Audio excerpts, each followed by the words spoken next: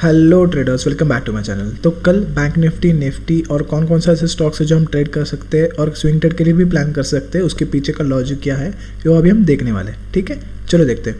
तो देखो, bank Nifty 1 day time frame, ठीक है, एक स्ट्रॉन्ग रेजिस्टेंस की तरह बिहेव कर रहा था जो कि था 41,600। ठीक है, उसके ऊपर एक रेड कैंडल से ब्रेकआउट दे दिया है जो कि है negative to positive to consolidation हम बोल सकते हैं। ठीक है, पर फाइनली इधर एक ग्रीन कैंडल दे दी थी, तो चांसेस है वेरी है कि एक 42,800 तक का हमारा एक इनिशियल टारगेट था। ठीक है, वो भी इनकम्प्लीट है और एक स्ट्रॉन्ग रेजिस्टेंस की तरह बिहेव कर रहा है जो कि है 42,600, एक रेजिस्टेंस जोन की तरह बिहेव कर रहा है। ठीक है, तो देखो, एक ना बहुत बड़ा गैप अप ना बहुत बड़ा गैप डाउन हो रहा है। ठीक है, तो कंसोलिडेशन टू नेगेटिव पैटर्न हम बोल सकते हैं इसको। ठीक है, एक कंसोलिडेशन होके इसको नीचे ब्रेक करेगा जो कि ये 42,200 को लेवल को ब्रेक करेगा, तो हमें एक 41,600 के एक स्मॉल टारगेट के लिए हम प्ले कर सकते हैं, क्योंकि ये ऐसा पैटर्न ऊपर जाएगा फिर रिटेस्ट करने के लिए आ जाएगा फिर ऊपर चला जाएगा। अगर इस 41,600 को ब्रेक करता है तो एक नेगेटिव सेंटिमेंट हमें स्ट्रॉन्ग दिख सकता है, क्योंकि पता ही है आपको जो कि वर्ल्ड वॉर्स एंड रिसेशंस का जो ये चल रहा है, न्यूज़ चल रहा है, उसके कारण। ठीक है, तो ये प्लान रहेगा। चलो 15 मिनट्स में देख लेते हैं कल हम कैसे प्लान कर सकते हैं।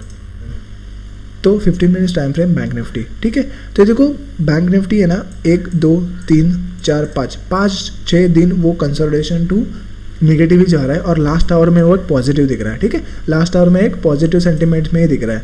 ठीक है, तो वो क्या कहलाता है कि एक कंसोलिडेशन जोन में ही रह सकता है, नहीं तो एक ऊपर के साइड को पुशअप करने के लिए जा रहा है। ठीक है, तो कल क्या प्लान रहेगा? अगर ये देखो, आज कंसोलिडेशन जोन था, ना इसने हाई ब्रेक किया ना इसने लो ब्रेक किया। ठीक है, 15 मिनट्स का, तो चांसेस वेरी है कि कब फ्लैट ओपन होता है उसके ऊपर चला जाता है तो हमें फर्स्ट टारगेट इनिशियल 42,600 के आसानी से मिल सकते हैं और नीचे की साइड आ सकता है तो 42,200 के टारगेट मिल सकते हैं। जैसे ही 42,340 को नीचे ब्रेक करता है तो एक 42,200 तक के हमें टारगेट मिल सकता है। ठीक है, अगर बहुत बड़ा गैप डाउन ओपन हो जाता है इधर और कंसोलिडेशन होके, छोटा सा कंसोलिडेशन होके 42,600 को लेवल को ब्रेक करता है तो ऊपर के डायरेक्ट 1:3 तक का मिनिमम टारगेट हम रख सकते हैं। ठीक है, बहुत बड़ा गैप डाउन ओपन होता है तो एक नीचे के एक स्ट्रॉन्ग सपोर्ट रहेगा वो कि है 42,000। ठीक है, जो कि 42,000 एक स्ट्रॉन्ग सपोर्ट है और ये एक रेजिस्टेंस की तरह बिहेव कर सकता है। ठीक है, तो बहुत बड़ा गैप अप गैप डाउन हम देखेंगे पॉजिटिव कैंडल से और एक नेगेटिव कैंडल 5 मिनट्स से हम देख लेंगे, उस तरह हम ट्रेड कर सकते हैं।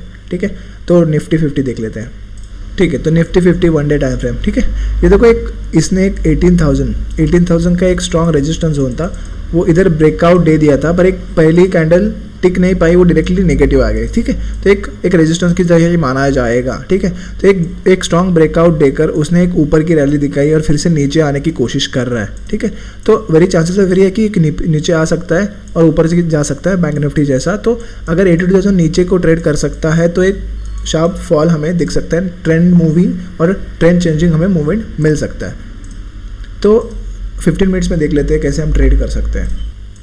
ठीक है, तो 15 मिनट्स टाइम फ्रेम निफ्टी 50। ठीक है, ये देखो, आज एक स्ट्रॉन्ग 15 मिनट्स की कैंडल एक नेगेटिव हो गई जो कि स्लो मार्केट को नेगेटिव की तरह लेके गई। ठीक है, इधर एक स्मॉल जोन तैयार किया था जो कि था 18,140 टू 18,190। ठीक है, एक 40 to 50 पॉइंट का एक रेंज उसने क्रिएट किया था, उसको जैसे ब्रेक किया उसने तो एक ऊपर के साइड मूवमेंट मिली। हालांकि वो स्लो मूवमेंट ही, प्रीमियम डीके का चांसेस था, तो बहुत स्लो मूवमेंट ही और लास्ट आवर में ऊपर चले गए। ठीक है, पर लास्ट आवर में जाते जाते उसने एक स्ट्रॉन्ग नेगेटिव शूटिंग स्टार बनाई है, क्योंकि ये जो सपोर्ट उसने ब्रेक किया जो कि था 18,280 का एक सपोर्ट ब्रेक किया, तो उसने वो डायरेक्टली ब्रेक करके लास्ट आवर में ऊपर चला गया। ठीक है, तो एक आज नेगेटिव बनाकर ये नेगेटिव आया, उसके ऊपर वो रिटेस्ट करने जा रहा है। अगर इसके ऊपर सुबह निकलते हुए एक नेगेटिव कैंडल हमें दिखती है 18,280 के इधर नेगेटिव कैंडल दिखती है, एक शूटिंग स्टार दिखती है, तो हम उसका ऊपर का लो लगाकर, इसके ऊपर का स्टॉप लॉस लगाकर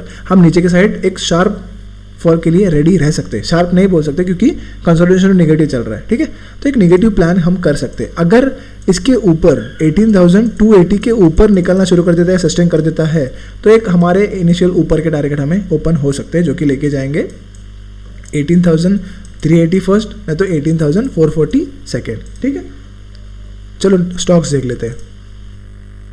तो पहला स्टॉक से हमारे पास बजाज फाइनेंस, ठीक है। तो ये एक स्ट्रॉन्ग कैंडल आई थी, ठीक है। उसके बाद उसने एक डिसेंडिंग ट्रायंगुलर पैटर्न बना रहा है और ये सपोर्ट था जो कि था 600-850 का एक सपोर्ट था स्ट्रॉन्ग, तो उसको उसने ब्रेक किया है और एक गैप डाउन होकर एक इनसाइड कैंडल पैटर्न बना रहा है, ठीक है। इनसाइड कैंडल पैटर्न बनाया है तो एक कल फ्लैट ओपन होके एक इस इनसाइड कैंडल को ब्रेक करता है और 15 मिनट सस्टेन नीचे के साइड करता है, तो हमें इनिशियल टारगेट नहीं तो फाइनल टारगेट 6500 तक के मिल सकते हैं, ठीक है। तो एक इनसाइड कैंडल एक ट्रेंड कंटिन्यूएशन का एक साइन हो सकता है, ठीक है। तो चलो दूसरा स्टॉक देख लेते हैं। तो मैंने कल बजाज ऑटो भी दे दिया था कि एक फ्लैग एंड पोल पैटर्न है और एक ब्रेकडाउन भी उसने दे दिया है, ठीक है। और ये कल का पैटर्न था, अगर इस लो को ब्रेक करते हैं एक चांसेस ऑफ एरिया कि एक नीचे के साइड फॉल दे सकता है और इसने आज 1:4 1:2 मिनिमम 4 टारगेट दे दिया है, ठीक है। एक पॉजिटिव साइन दिख रहा है कि एक हैमर कैंडल बना रहा है, ठीक है। तो एक ट्रैप जोन भी हो सकता है, ओके। तो एक ओपन होके इस लो को ब्रेक करता है तो भी एक डाउन साइड पॉसिबिलिटीज है कि मूवमेंट हो सकता है। ऊपर के साइड हमें प्ले नहीं करना है क्योंकि एक रिटेस्टमेंट नहीं तो एक फ्लैग एंड पोल फिर से एक स्मॉल फ्लैग एंड पोल भी हो सकता है। तो एक नीचे के साइड इस लो को ब्रेक करता है तो ही कुछ पॉसिबिलिटी नीचे के साइड हमें मिल सकती है। तो दूसरा स्टॉक देख लेते हैं। तीसरा स्टॉक से हमारे पास इंडोसंड बैंक, ठीक है। हम इसको कितने दिनों से देख रहे हैं कि अगर इसके ऊपर क्लोजिंग देगा जो कि है 1160 के एक ऊपर स्ट्रॉन्ग क्लोजिंग देगा तो हम एक स्विंग ट्रेड के लिए भी प्लान कर सकते हैं इधर तक, ठीक है, इधर तक। पर कल के लिए हम इंट्राडे के लिए भी रख सकते हैं कि अगर फ्लैट ओपन होता है और कल के इस हाई को ब्रेक करता है जो कि आज का हाई है 1173, ठीक है। अगर 1173 को कल क्रॉस करता है 15 मिनट सस्टेन करता है तो ऊपर के टारगेट खुल जाएंगे और स्विंग ट्रेड के लिए भी प्लान कर सकते हैं, नहीं तो एक कल एक ही मूवमेंट दे सकता है, ठीक है। तो एक इंट्राडे के लिए भी प्लान कर सकते हैं फ्लैट ओपन होकर क्रॉस करने के बाद, और एक स्विंग ट्रेड के लिए भी प्लान कर सकते हैं। टारगेट इनिशियल रह सकता है 1210 तक का, ठीक है। 1210 का एक टारगेट रख सकते हैं, ठीक। आज के लिए इतना ही, मिलते हैं नेक्स्ट वीडियो में, तब तक के लिए बाय बाय।